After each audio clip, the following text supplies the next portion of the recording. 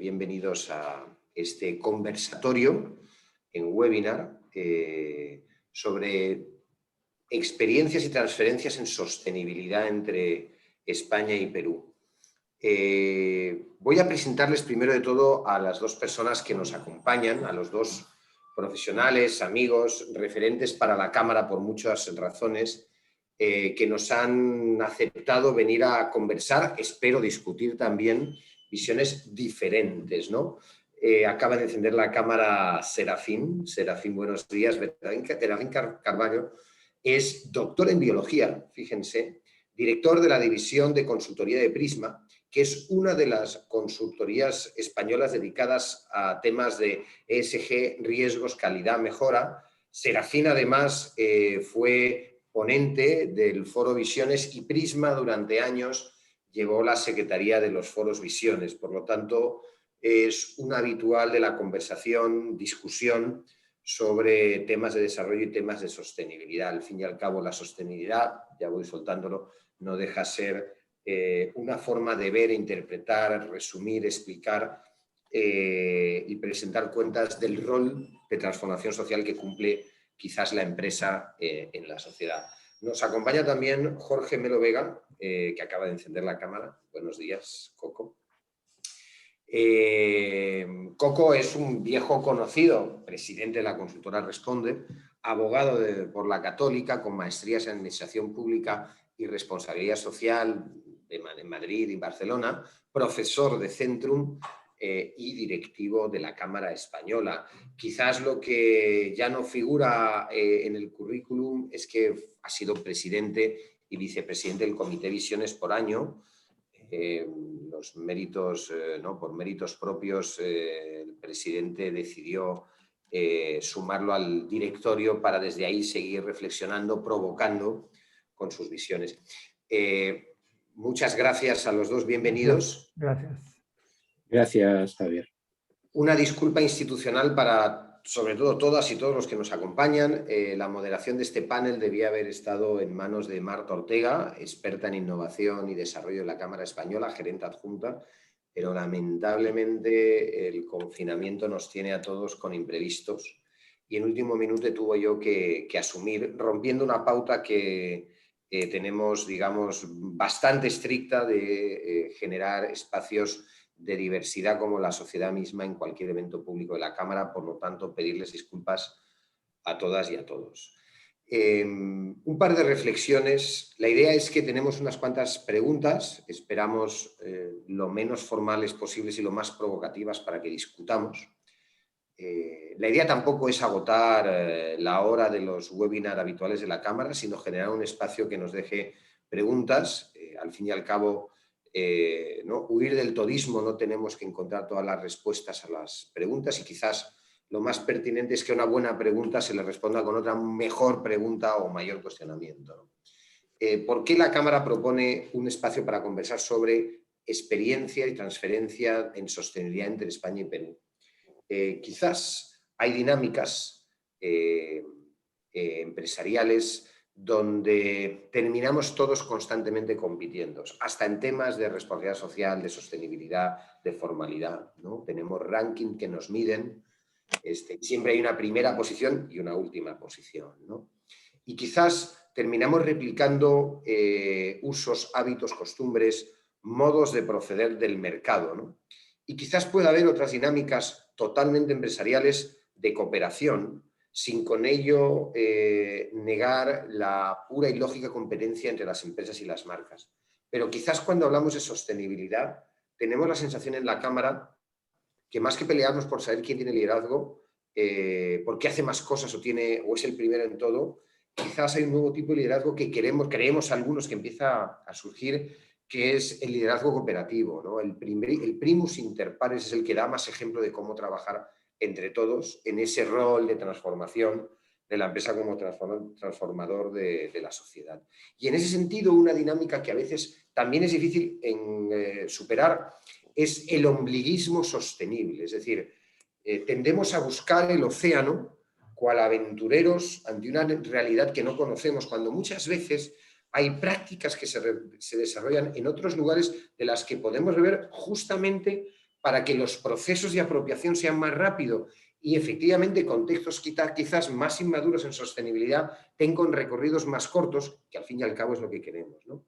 En ese sentido, el tema de transferir experiencias, prácticas de transferencia entre países, cuando hablamos de sostenibilidad, quizás pueda ser un elemento clave para la promoción, además, de la cooperación empresarial, ¿no? Y con este argumento empezamos. Voy a lanzar la primera pregunta, sobre todo, no tanto porque no sepamos la respuesta, sino para profundizar en las diferencias. Y le pregunto primero a Serafín, ¿cuál es a tu juicio la diferencia entre sostenibilidad y responsabilidad social? ¿Cómo se entiende a tu juicio en España y si tienes algo que decir sobre Perú? Bien, a fuer de ser honrado, no lo sé. Por lo tanto, soy confiable, ¿no? Porque las personas que dudan son más fiables que las que lo saben todo. Perdona la broma. Yo creo que la diferencia fundamental está en un cambio, en una evolución entre una supuesta deuda con la sociedad y una visión de que la cooperación, el mantenimiento del medio ambiente, las condiciones adecuadas para las personas son buenos para todos y también para el negocio. Que no se trata tanto de devolver como de avanzar juntos, ¿vale? Y eso es lo que, bueno, creo que puede diferenciar el criticado con razón greenwashing que dicen los yanquis, de, bueno, lavado verde. Yo hablaría también de social washing, de lavado social. Y para mí la diferencia puede estar ahí. No necesito una mala conciencia, ¿vale? Lo que necesito es ver que hay más potencial, más futuro en la cooperación, el mantenimiento, el respeto por el medio ambiente, por los derechos humanos, por la retribución justa, etcétera, que en el mero hecho de devolver una parte a la sociedad de lo que me han dado. Aunque las palabras las carga el diablo como las armas también. Pero si me quedo en los conceptos, yo creo que llámese responsabilidad social o llámese sostenibilidad, eso es indiferente. La evolución de ese concepto para mí, desde luego en España y creo que en Europa, ha ido en ese camino. ¿Coco? ¿Jorge? Sí, bueno, sí, coincido con Serafín en el fondo. Es un proceso evolutivo porque lo que ocurre también es que las palabras se mal utilizan y luego las propias empresas terminan comunicando mal, utilizando esas palabras y todo se trastoca, ¿no? Entonces, resulta pues que responsabilidad social en nuestro medio, pero en general en América Latina, terminó siendo un poco el buenismo de parte de las empresas, ¿no? El que las empresas hacen tal o cual actividad y además antes, ya no ocurre ahora, pues se llenaban suplementos, avisos y cosas señalando que por responsabilidad social las empresas hacían tal o cual actividad muy enfocada, como mencionaba Serafín, en este proceso de devolución a la sociedad. Por lo tanto, el stakeholder sociedad resultaba siendo el más sensible, cuando en el fondo lo que se ha buscado es que sea más bien una herramienta de gestión, y la sostenibilidad nos está ayudando mucho más en ello. Incluso yo más adelante hablaré de la propia evolución de la sostenibilidad, pero nos ayuda mucho más en ello porque nos permite ponerle foco a la gestión en los impactos que está generando la propia organización, la empresa u organización, con los distintos grupos de interés, y probablemente aparcas a la sociedad en un costado y de repente la vas a abordar ahí a través de los ODS, que también podemos hablar dentro de un rato,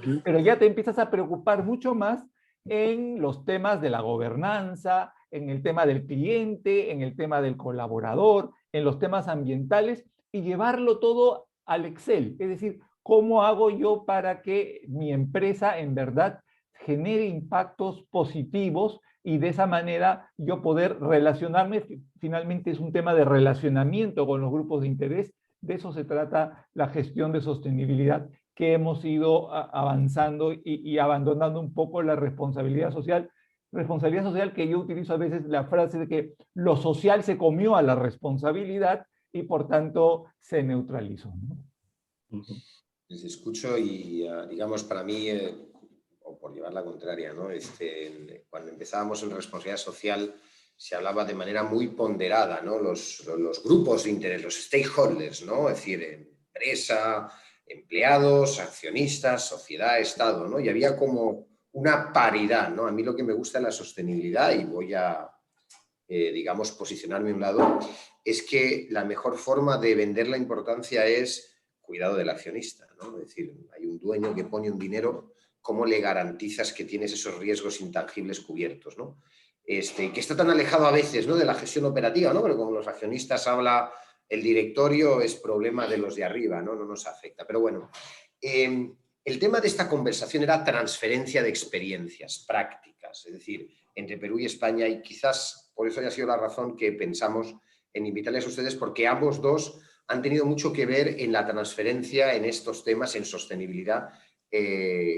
Quizás la Cámara diría de Perú a España, quizás pueda haber por ahí alguna sorpresa con algún ejemplo más adelante que hablaremos en sentido inverso. Pero a tu juicio, Serafín, en estos años que incluso has tenido un nivel de implicación en Perú, primero, ¿ha habido real transferencia de conocimientos y experiencias prácticas de España a Perú?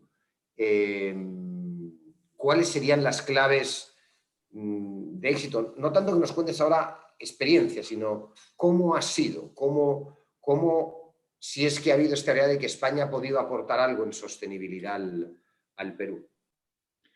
A ver, es cierto que el Perú se mira en España, se mira también a Estados Unidos, se mira en Chile, no es el único país, evidentemente, en el cual el Perú se mira, y la influencia de la empresa española, de la cultura española en Perú es innegable. A España le empuja la Unión Europea, todo hay que decirlo, pero los ímpetus, los empujes de la Unión Europea en sostenibilidad, yo sí creo que llegan a España en un territorio ya abonado, ¿vale? En el cual la evolución de la cultura española frente a los elementos de sostenibilidad está madura, ¿vale? Y sí creo que la presencia de estas empresas en el Perú ha sido vehículo de esta transferencia, sobre todo porque la tan mal hablada globalización, que en muchas ocasiones se ha planteado como un enemigo, es cierto que ha hecho que las grandes compañías que operan en diferentes sitios del mundo tengan mucho cuidado en no tener políticas hipócritas, por decirlo de alguna manera, de que en Europa hago A y en otros sitios hago B. Esa actuación ha podido ser un buen ejemplo para otras organizaciones, otras empresas, y en ese sentido yo sí defiendo la globalización, que es verdad que tiene aspectos grises y algunos negros, pero que hace que las buenas prácticas se exporten porque esos directorios radicados en Europa están preocupados, sí, por su inversión, es cierto, y es su obligación, pero también por su reputación, que en el fondo es preocuparse por su inversión, sí por su solvencia, que en el fondo es preocuparse por su inversión. Con lo cual, es posible que España haya sido un canal, un ducto de comunicación de buenas prácticas empujadas por la Unión Europea, que empuja, ya os lo digo, y que a través de ese canal, no solo empresarial, también la Cámara, la Embajada, instituciones de otro tipo, docentes, etcétera, ha hecho transferir políticas, pero que se han llevado a la práctica, ¿vale? Cosa que hace a lo mejor 25 años pues era más el greenwashing famoso que os comentaba yo antes. Jorge Melo Vega, además, ha tenido y tiene un rol, es muy interesante, responde su consultora, tiene clientes extranjeros, españoles, americanos, peruanos, y tiene un bagaje de promoción. Más allá de la Cámara, porque la idea no es hablar de lo poco, lo mucho de la Cámara, sino cuáles son para ti las claves, ¿no? Porque yo sí creo que eres un fiel defensor de que ha habido transferencia de conocimientos y experiencias de España a Perú. ¿Cuáles han sido las claves de esa transferencia? Luego hablamos de aprendizajes y de futuro, pero ahora ese punto. Yo quiero en esta línea reivindicar pues una creación heroica de hace ya más de 10 años y es precisamente Visiones, ¿no?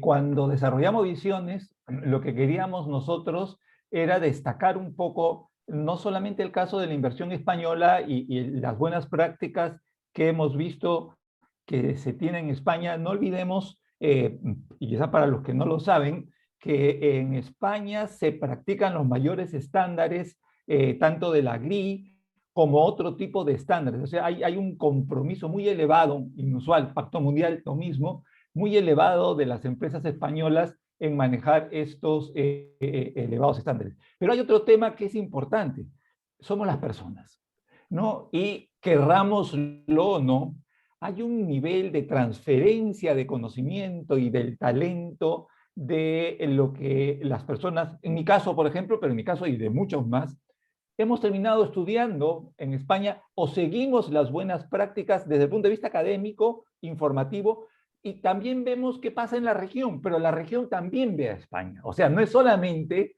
que nosotros, si yo, por ejemplo, quiero ver buenas prácticas más cercanas en sostenibilidad, pues me pongo a mirar qué pasa en Colombia, que es un país referente en buenas prácticas, o me pongo a mirar qué pasa en Chile, quizás un poco menos en Argentina, pero también ellos están mirando el caso español, ¿no? Entonces, yo creo que por allí viene, por el tema de las personas y el conocimiento, es que nos viene este tema de empezar a ver por dónde vienen esas buenas prácticas. Y como lo comentaba Serafín, España no es que esté aislado, sino que precisamente, y podremos hablar un poco más, España está en Europa y en Europa estas cosas están reguladas. Aquí son buenas prácticas, pero en Europa, más allá de las buenas prácticas, hay una regulación de la Unión Europea que obliga de alguna manera a las empresas a ponerse estándares cada vez más elevados y estos se trasladan, ¿no? Se trasladan a través de sus operaciones, pero no de las operaciones propiamente de las empresas,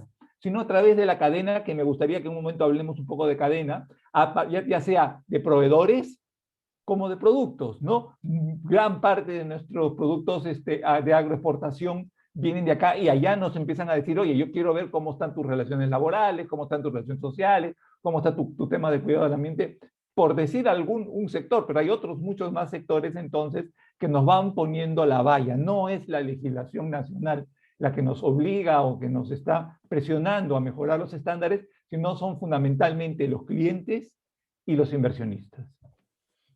Perdóname, Javier, no puedo estar más de acuerdo. Así no va a haber debate, pues si estamos de acuerdo en todo, pero en fin, con Jorge Melo Vega, en la importancia de visiones, yo reconozco que el año 2014, creo que acudí invitado a la primera sesión de visiones a la que yo fui, no era la primera, me quedé impresionado del despliegue, la potencia, el mensaje, eso sin duda.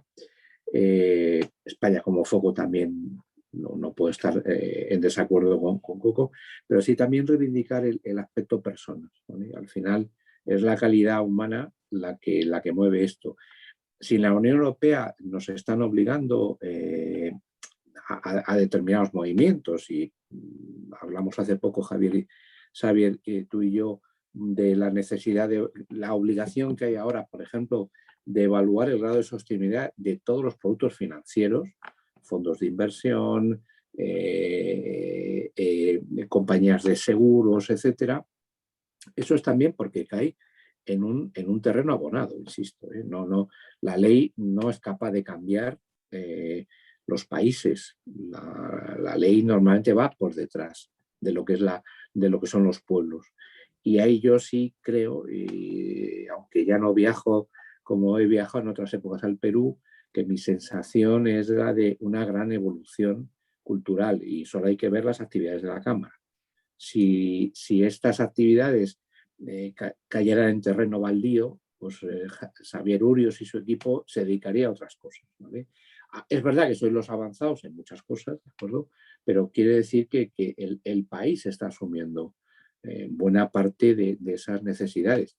Y luego un país, y con esto termino, un país que es capaz y tiene un potencial exportador muy importante, y se está encontrando, lógicamente, que hay mercados en los cuales ya no vale un cobre barato, un pescado, una anchoveta económica, sino que además te van a preguntar por tus buenas prácticas ambientales, por el problema de la minería ilegal que está contaminando al final a través de los ríos, los caladeros de los bivalvos peruanos, y cómo son las condiciones humanas de los pescadores. Y lo estoy uniendo todo de una manera muy, muy grosera, pero que yo creo que es cierto que en este momento. Muchas gracias. Está muy bien, ¿no? Con todos los que nos siguen, ¿no? La teoría y las hipótesis van muy bien. Quizás sería bueno que bajáramos un poco la práctica y hacerlo un poquito ácido, ¿no? A mí me encanta el eufemismo que está tan de moda ahora de los aprendizajes. Es decir, ¿qué hicimos mal? ¿En qué nos equivocamos? Y por favor no olvidarlo para ver si no volvemos a meter la pata, ¿no? Cuando hablamos de aprendizajes, en esto de transferencia de experiencia y conocimientos, podríamos poner ejemplos concretos de cosas que en el pasado, voy a empezar por Jorge, hemos visto claramente que bueno, pues no deberíamos enfocarlo de esta manera o descubrimos en un proyecto fracasado una oportunidad, ¿no? Porque creo que es un tema bastante interesante. Es claro que no queremos citar ahora marcas y nombres de terceros. Ojalá tengamos experiencias de aprendizajes propios, porque yo creo que es bueno decir, oye, mira, pues la cámara responde Prisma, pero bueno, si no podemos dar el nombre no pasa nada, pero vayamos a lo concreto. ¿Algún ejemplo de aprendizaje o el aprendizaje que yo he visto que realmente fue clave para mi desenvolvimiento, para el desarrollo de nuevas acciones a futuro, ¿no? Para entender eso de las transferencias en sostenibilidad? Jorge. Bueno, vamos a meternos en Honduras. Se trata, creo yo, del entendimiento del ciudadano. Recordemos que cuando hacemos sostenibilidad, en la cumbre, en la cúspide, lo que estamos buscando es desarrollar una ciudadanía corporativa. Es de qué manera las empresas estamos ayudando a que los ciudadanos sean mejores ciudadanos. Y no quiero teorizar acá, sino que lo que quiero transmitir aquí es que en ese sentido, con lo que nos encontramos en nuestro país, son consumidores con una muy bajo nivel de reconocimiento de las buenas prácticas y del valor de los temas, ¿no? Entonces, yo he sido testigo por mi experiencia laboral, por ejemplo, y lo estamos viendo ahora también a propósito de la pandemia, como esta resistencia, por ejemplo, al pago de los servicios, ¿no? ¿Y de qué manera actúa una empresa globalmente? Pues como hay que hacerlo. O sea, si tú no me pagas el servicio, te lo corto. Es que es inhumano. O sea, no estás pensando en las necesidades de la gente. No, es que para poderle dar servicio a los demás, yo necesito cobrar. Yo necesito que me pagues el servicio. Y es un proceso de aprendizaje. Ojo, aquí eso, y lo llevo a muchas formas más, ¿no? Lo llevo hasta a elementos vinculados a estos mecanismos que viene ocurriendo ahora en nuestro Congreso. Discúlpame, Serafín, que haga mención a nuestra política nativa, pero a estas cosas donde el Congreso empieza también a trastocar los modelos de relaciones económicas para poderle dar dinero a la gente, ¿no? Darle dinero a la gente porque el dinero es como gratis, ¿no? Y por otro lado le dice, ya, te voy a dar dinero, vamos a sacar las ETS, vamos a sacar de los fondos de pensiones, el Estado va a sacar de la ONP, oye, pero no hay fondo, ¿qué importa? El Estado da, pero el servicio de telefonía no lo vayas pagando, no te preocupes, no lo pagues, o el servicio de saneamiento no lo pagues. Entonces resulta que empezamos a generar esta relación donde papá Estado empieza a generar estas distorsiones. Entonces, es un tema bien complicado porque el ciudadano entonces ve a la empresa como esta instancia que en verdad está solo para quitarle beneficios y el Estado que no le da nada porque nunca se los dio es el que potencialmente le pueda dar. Sé que estoy siendo un poco teórico, pero es que cuando empezó todo este proceso de transformación, de pasar de las empresas públicas a las privadas,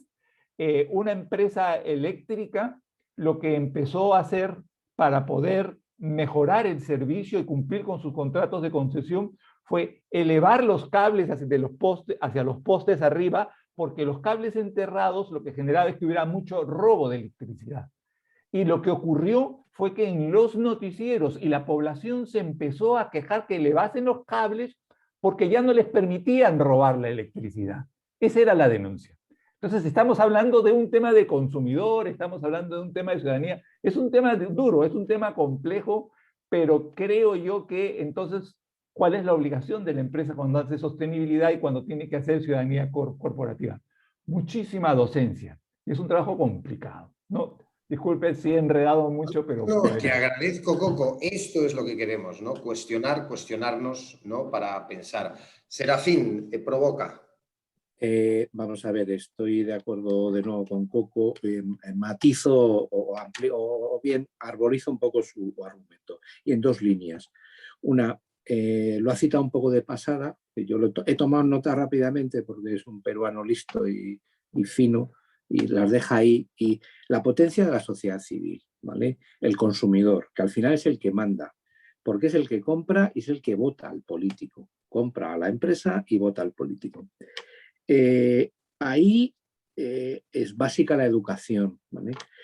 Yo no sé si, como dicen los italianos, si no nevero, ben trovato, pero a mí mis primeros viajes al Perú me contaron que el Perú era de los países donde la tasa de fumadores era más baja, porque en los años 70 un programa de televisión convenció a los niños de entonces de que el tabaco era malo y que eso creó una generación de menos fumadores, ¿no? De no fumadores. Ven, ahí hay una parte. El crear unas generaciones donde el reciclado, el respeto a la diversidad, el ahorro energético, etcétera, sea clave, eso es el futuro, ¿vale? En el Perú y en todas partes. Y por otro lado, evidentemente, el Estado y su capacidad de presión, ¿vale? ¿Qué ocurrió en Europa? Claro, en Europa, con una institucionalidad mayor que en el Perú, que sigue siendo una de las debilidades del país, entiendo, y que ojalá se corrija, sobre una institucionalidad un poco más sólida, en los estados europeos dijeron, mire usted, esto es el punto verde. ¿Y eso qué es? Pues esto es que cada vez que compre usted una botella de Coca-Cola o un detergente, usted va a pagar X euros, pesetas entonces, libras, marcos, etcétera, para el reciclado, para la economía circular, etcétera, ¿vale? Y eso sí es el Estado el que tiene esas capacidades, pero claro, sobre grados de institucionalidad relativamente sólidos, ¿vale? Si no, pues es complicado porque el Estado puede decir y no hacer, ¿vale? Sí estoy de acuerdo con el riesgo que supone ese todo gratis, que en Europa en este momento también está avanzando, porque la competitividad no es tanto la informalidad, Coco, como el hecho de que, bueno, hay tanta oferta de los periódicos son gratis, los taxis en Madrid llevan la palabra free en inglés escrita en las puertas, cosa que a los ingleses les genera a veces problemas porque para ellos es gratis en vez de libre, etcétera. Sí creo que tenemos que ser conscientes de que todo lo pagamos los ciudadanos y que lo que no paguemos los ciudadanos no lo vamos a tener. Y es así de sencillo. Ahora, son los políticos los que tienen que darnos el retorno adecuado a ese pago. No, muy bien, muy interesante. Yo recuerdo, por hablar de... No, a mí lo que me gusta del concepto de sostenibilidad es el paraguas que es, ¿no? Es decir, cómo podemos verlo. Recuerdo una empresa española instalada en el Perú, que además tenemos alguna ejecutiva conectada al webinar, con la que nos pusimos a analizar si pudiéramos crear, con ayuda de otra empresa tecnológica, una suerte de Google Maps que con colores, ¿no? Más verde, más rojo, el nivel de protección por horas para sus empleadas mujeres a la hora de atravesar ciertas calles, porque la sede estaba en un lugar, digamos, con cierto nivel de inseguridad, y había registro de denuncias que a la mujer la asaltaban más que a los hombres, ¿no? Y era interesante porque surgió desde fuera de la empresa, en un espacio de equidad, viene una propuesta y automáticamente surgió, ¿no? Y la persona hacía referencia a los sistemas de protección de mujeres que su empresa matriz en España estaba desarrollando. Me parece bien interesante, ¿no? Como una ejecutiva, una empleada, no particularmente cercana al área de sostenibilidad, tenía claro que podía picar de España una idea y adaptarla a una realidad, ¿no? Por poner ejemplos. Entonces, aprendizajes, un poco lecciones a futuro, es decir, ¿cuáles pueden ser las claves? Y ahí sí me pongo egoísta para Perú, para el Perú a futuro en estos temas de transferencia en sostenibilidad. ¿Qué criterios, qué elementos pueden hacer la diferencia? Y además voy a poner yo un ejemplo sobre la mesa, o dos ejemplos para que no salgan quizás, ¿no? Perú está avanzando en temas de equidad y prevención de acoso, hostigamiento y violencia contra la mujer, una barbaridad. De hecho, la activación de la parte alta de la pirámide empresarial, es decir, las que son formales, las que participan en todos los rankings, ¿no? Que quizás no es la mayoría, pero sí es la que genera un impacto público, reputacional y llega a la ciudadanía. Sí se ha avanzado, tuvimos una reunión en el Ministerio de Justicia y la verdad que las presentaciones de empresas eran espectaculares en comparación con otros desarrollos de otros actores, ¿no? Pero, por ejemplo, en España hay una ley obligatoria, Serafín me podría decir exactamente, a partir de determinado número de empleados una empresa tiene que presentar anualmente su plan de igualdad. Que por un lado puede ser un acopio de acciones sueltas, unifica unas normativas dispersas, seguridad y salud en el trabajo, Ministerio de Trabajo, en diferentes cosas que podrían estar dispersas, ¿no? Pero aquí no tenemos la promoción de planes de igualdad, ¿no? Y cuando uno toca al ministerio, toca a las empresas y dice, pucha, otra obligación no. Y en España, que fue visto como una tarea obligatoria, en menos de 3 meses se convirtió en una oportunidad. ¿Por qué lo digo esto? Porque cuando se sacó la legislación que obligaba a una serie a la activación de la empresa en la protección de la mujer empleada en temas de acoso y violencia, la legislación peruana, como todos saben, a las mujeres que hayan denunciado un acoso, hasta no solo se les cambia de horario, sino hasta de sede y localidad, y es un derecho que tienen las empleadas, ¿no? Cuando salió hubo infinidad de artículos desaconsejando, diciendo que era un desincentivo de contratación. Al cabo de 3 meses fue sorprendente ver cómo la mayoría de las unidades de recursos humanos, talento, palabra de moda ahora, había asumido esto para poder generar mayor valor de la empresa a su recurso humano. Es decir, se dieron cuenta que acelerar los procesos de implantación, de implementación de comités, de medidas de seguridad, de campañas de prevención, hacían que las mujeres empleadas se sintieran más a gustos en el trabajo. Eso del employer branding que llaman algunos, ¿no? Entonces me pareció fantástico, porque si bien hubo una primera mirada rápida, donde otra normativa, mayor gasto, va a impactar, en 3 meses las unidades de recursos humanos, quizás también crítica con mayor presencia de mujeres, un tema, ¿no?, sobre las barreras, no solo el techo de cristal, sino las paredes de cristal en las organizaciones, pero fue utilizado y se le dio la vuelta y desapareció del debate público el tema de la mayor carga y la mayor obligación. Todo lo contrario, fue directamente a la vena reputacional, a la vena de sostenibilidad y dejó de ser cuestionado, y el que no se suba a ese carro está fuera, ¿no? Pongo un ejemplo de una experiencia que me pareció a mí muy enriquecedora. No he puesto nombre de ninguna empresa además, pero creo que de los que estamos aquí varios sabemos muchas que vivieron este proceso. Entonces, no sé, Coco, Jorge, coméntanos algún criterio, algo que parece clave a ti para el futuro de la transferencia en sostenibilidad España-Perú. A ver, vamos a ver. Y soy bastante disruptivo, ¿ya? Pero hablar de sostenibilidad en nuestro país y empresas que están involucradas en el proceso de sostenibilidad es hablar de un club de blancos, ¿no? Porque son muy pocas las empresas grandes, fundamentalmente, las que pueden participar y desarrollar iniciativas. Y la legislación suele estar mirando a este grupo. Luego hay un grupo también pequeño, pero importante, que son las empresas que forman parte de la cadena de este primer grupo, ¿no? Y que son las pymes proveedoras, que de alguna manera, incluso la GRI viene participando en el Perú en estas cosas, están también alineándose. Yo trabajo en una pyme y también nos alineamos bajo los estándares GRI y hacemos el reporte, porque además nuestros clientes nos lo piden, ¿no? Entonces, hay como un siguiente grupo, pero que estamos hablando del mundo B2B, y quiero aquí ser como un poco gráfico, ¿no? Estamos hablando de una cadena donde el primer eslabón de esa cadena está un poco involucrado en temas de sostenibilidad porque la principal lo jala. Sin embargo, en el Perú tenemos cientos de miles de empresas que este tema de sostenibilidad está absolutamente fuera de su radar. Y estamos hablando de fundamentalmente de estos cientos de miles de empresas, por no decir millones, que están en la otra parte de la cadena, hacia adelante. Es decir, que son clientes de estas grandes empresas. Porque finalmente estamos hablando de las bodegas, de los comercios, de los restaurantes, de las comidas de delivery. O sea, hay todo un mundo de empresas que de alguna manera subsisten sobre la base de lo que le venden las principales.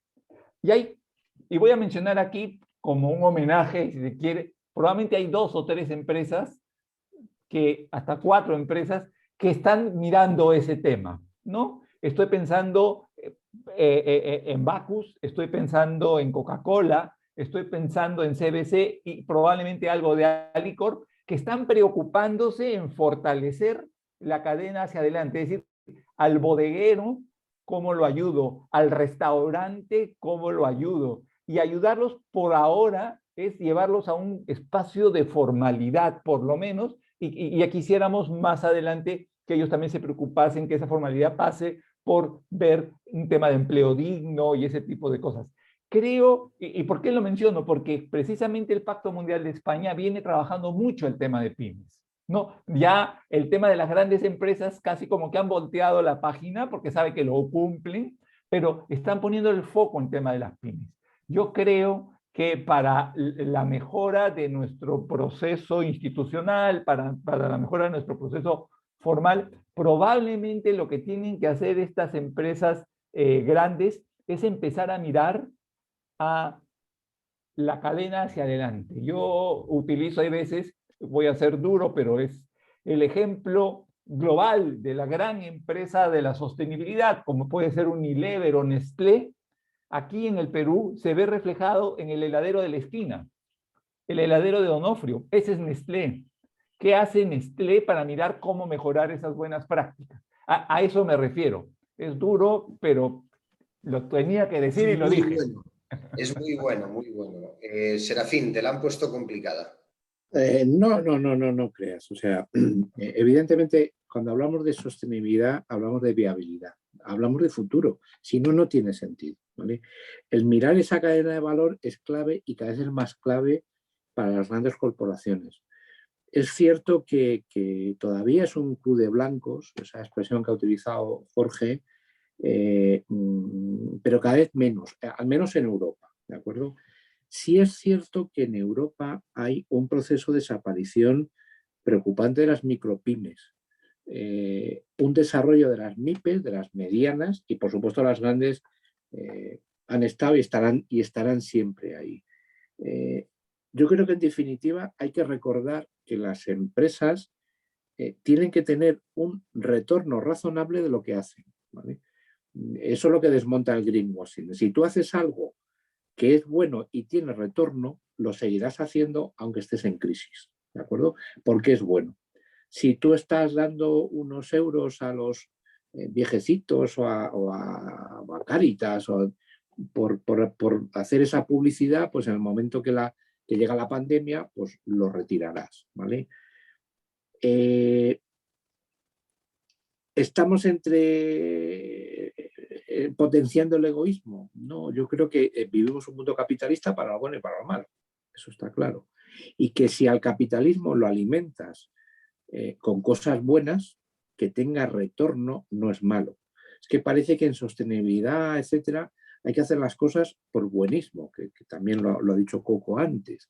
Y si no, pues eres un tal y un cual. Aquí en España usaríamos unas palabras gruesas que no voy a utilizar, evidentemente, pero arrastramos ese conflicto cultural, no religioso, pero sí católico, ese resquemor hacia lo comercial, y hablo de la literatura del siglo de oro español, el Lazarillo de Tormes, o el hidalgo del Lazarillo de Tormes, pues tiene a gala no trabajar, porque el trabajo y el comercio pues no es de un católico viejo, ¿vale?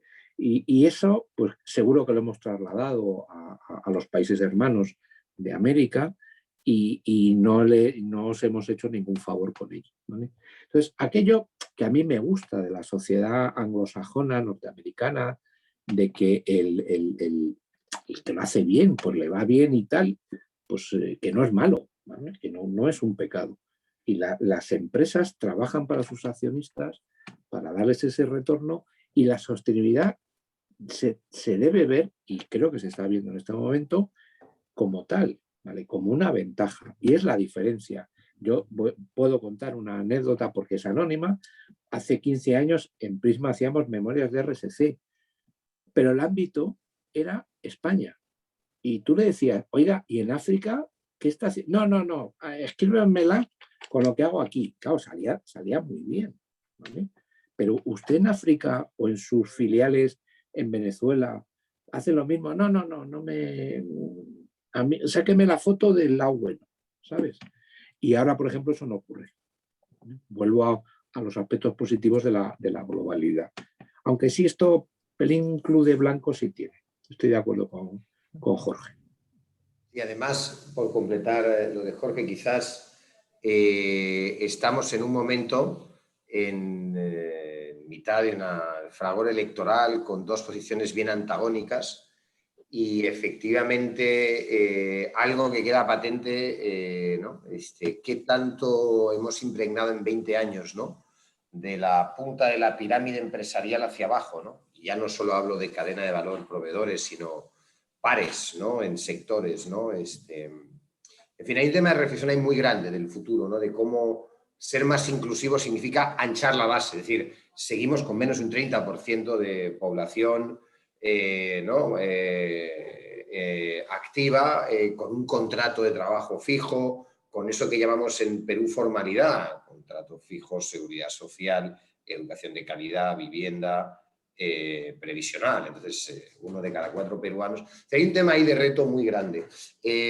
Vamos a dejarlo ahí. No es un debate que se acaba. Esperamos haber sido de utilidad. Este webinar, como todos, es grabado y creo que el viernes nos lo van a enviar a todas las empleados de empresas asociadas por si queremos, ¿no? Guardar, copiar, pegar o mandarlo a alguien del equipo que no ha podido estar. Mil gracias a Serafín desde España. 7 menos 10 en España de la tarde, si no me equivoco. Mil gracias, doctor Melo Vega. Siempre da gusto escuchar tus provocaciones. Y nada, ojalá sigamos discutiendo y bueno, pues aquí en grupo pequeño no es necesario convocar a cientos para hacer la reflexión que necesitan quizás nuestras empresas, nuestra sociedad y el Perú. Muchísimas gracias, que tengan todos y todas un gran día.